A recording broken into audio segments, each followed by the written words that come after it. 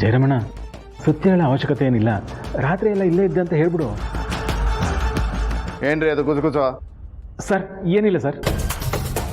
ಎಲ್ಲ ಅವನು ಇನ್ನೂ ಬಂದಿಲ್ಲ. ಬಾತ್ರೂಮ್ಗೆ ಹೋದ್ನೋ ಅಥವಾ ಬಾತ್ರೂಮ್ನೇ ಕಟ್ಸಕ್ಕೆ ಹೋದ್ನೋ? ಸರ್ ನಮಸ್ಕಾರ ಎಲ್ಲ ಹೋಗಿದೆ ಸರ್. ಟೀ ಕುಡಿಯೋಕೆ ಹೋಗಿದೆ ಸರ್. ಟೀ ಕುಡಿಯಕ?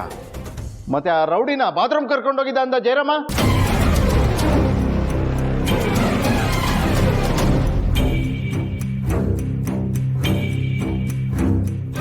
ಏಯ್ ಮನ್ರಾಯ್ಲೆ,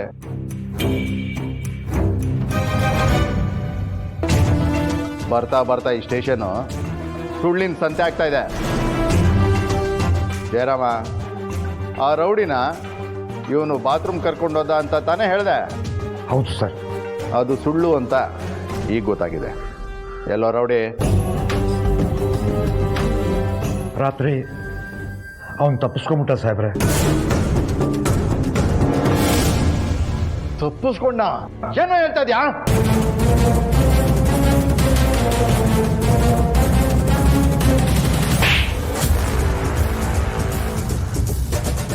ತಪ್ಪಿಸ್ಕೊಂಡ ಅಂತ ಎಷ್ಟು ಸುಲಭವಾಗಿ ಹೇಳ್ತಿದ್ಯಾ? ಅದಕ್ಕೆ ತಾನೇ ನಿಂಗೆ ನೈಟ್ ಡ್ಯೂಟಿಲಿ ಇಟ್ಟಿದ್ದು. ಇಷ್ಟು ಜನ ಸ್ಟಾಫ್ಸ್ ಇದ್ರು, ಹೆಂಗ್ ತಪ್ಪಿಸ್ಕೊಂಡ ಅವನು?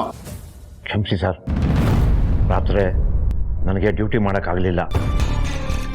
ಯಾಕೋ ಮೈಕೈ ಎಲ್ಲ ತುಂಬ ನೋಯ್ತಾ ಇತ್ತು, ಸುಸ್ತು ಅನ್ನಿಸ್ತು. ಭರತಂಗೆ ಹೇಳಿ ಮನೆಗೆ ಹೋಗಿದ್ದೆ ಸರ್. ಇಲ್ಲೇ ಇದ್ದು ನೈಟ್ ಎಲ್ಲ ನೋಡ್ಕೊಂತ ಹೇಳಿದ್ರು, ಅದು ಯಾವ ಧೈರ್ಯದ ಮೇಲೆ ಸ್ಟೇಷನ್ ಬಿಟ್ಟು ಮನೆಗೆ ಹೋದ್ಯೋ? ಅಂದ್ರೆ ನಿನ್ನ ಪ್ರಕಾರ ನನ್ನ ಮಾತಿಗೆ 3 ಕಾಸಿನ ಬೆಲೆ ಇಲ್ಲ ಅಂತ ಆಯ್ತು.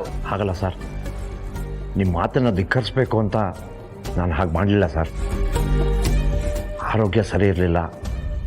ಅದು ಅಲ್ಲದೆ ಸ್ಟೇಷನ್ನಲ್ಲಿ ತುಂಬ ಜನ ಸ್ಟಾಫ್ ಇದ್ದಾರಲ್ಲ ಸರ್, ಹಾಗಂತ ಹೋದೆ ಅಷ್ಟೇ. ನೀನು ಮಾಡಿರೋ ಗನಂದಾರಿ ಕೆಲಸಕ್ಕೆ ನಿನಗೆ ಪ್ರಮೋಷನ್ ಬೇರೆ ಕೊಡಕ್ಕೆ ಹೊರಟಿದ್ದಾರೆ. ಅವ್ರಿಗೆ ಬೇರೆ ಬುದ್ಧಿ ಇಲ್ಲ. ಸರ್, ತುಂಬ ರೌಡಿಗಳು ಸ್ಟೇಷನ್ಗೆ ಬಂದು ನಮ್ಮನ್ನೆಲ್ಲ ಎದುರಿಸಿ ಅವನ್ನ ಕರ್ಕೊಂಡು ಹೋಗ್ಬಿಟ್ರು ಸರ್. ಅವನು ದೊಡ್ಡ ಖತರ್ನಾಕ್ ರೌಡಿ. ಅವನು ಇಲ್ಲಿಂದ ತಪ್ಪಿಸ್ಕೊಂಡಿರೋದು ನಮ್ಮ ಸ್ಟೇಷನ್ಗೆ ಅವಮಾನ. ಅದೇನು ಮಾಡ್ತಾ ಗೊತ್ತಿಲ್ಲ ಜಯರಾಮ. ಸಂಜೆ ಒಳಗಡೆ ಅವನು ಸೆಲ್ ಒಳಗಡೆ ಇರಬೇಕು. ಸರಿ ಸರ್, ಬರ್ತಾ